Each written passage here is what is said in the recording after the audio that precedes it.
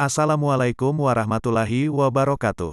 Perkenalkan, nama saya Tito Agung Riyadi. Guru kelas 4, SDN 1 Gaya Baru 2 Kecamatan Seputi, Surabaya. Pada saat ini saya akan melakukan aksi nyata pada platform PMM dengan judul Mengapa Kurikulum Perlu Berubah. Apa itu kurikulum? Dalam dunia pendidikan adanya kurikulum sangatlah penting. Arah dan tujuan pendidikan diatur di dalam kurikulum sehingga dalam merancang, melaksanakan, dan mengevaluasi pembelajaran guru akan berpatokan pada kurikulum yang dipakai di satuan pendidikannya.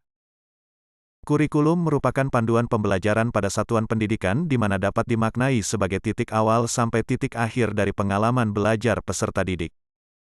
Peran dan fungsi kurikulum. Peran kurikulum sebagai pedoman dan acuan dalam pembelajaran.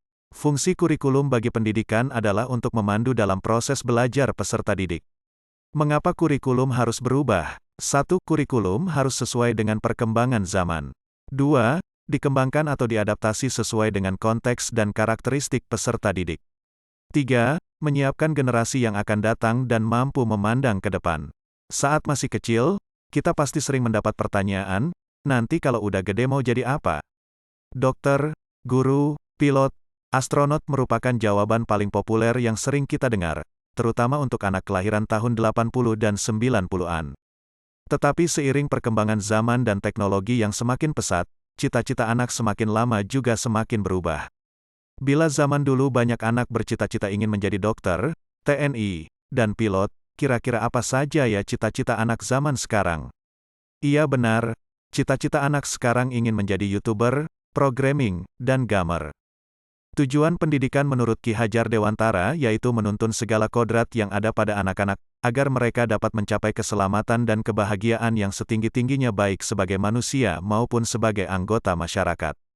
Dapatkah kurikulum berubah? Kurikulum operasional satuan pendidikan harus bersifat dinamis, artinya dapat diubah sesuai perubahan dan perkembangan budaya dan zaman, selain mengikuti zaman yang sudah diadaptasi sesuai lingkungan geografis.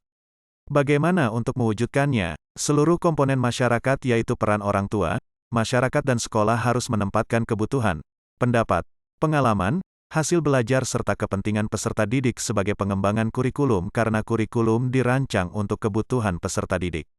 Apa saja 3 pilar pendidikan? Guru dan sekolah, orang tua, serta siswa adalah 3 pilar yang harus tetap berdiri kokoh dalam mewujudkan tujuan pendidikan yang sudah dicita-citakan. Proses pengajaran dan pembelajaran harus tetap berjalan. Kesimpulan, perubahan kurikulum sangat penting dilakukan untuk memastikan bahwa pendidikan yang diberikan tetap relevan dengan tuntutan zaman. Kurikulum harus mengikuti kodrat alam dan kodrat zaman, serta memperhatikan keberagaman dan inklusivitas dalam proses belajar mengajar.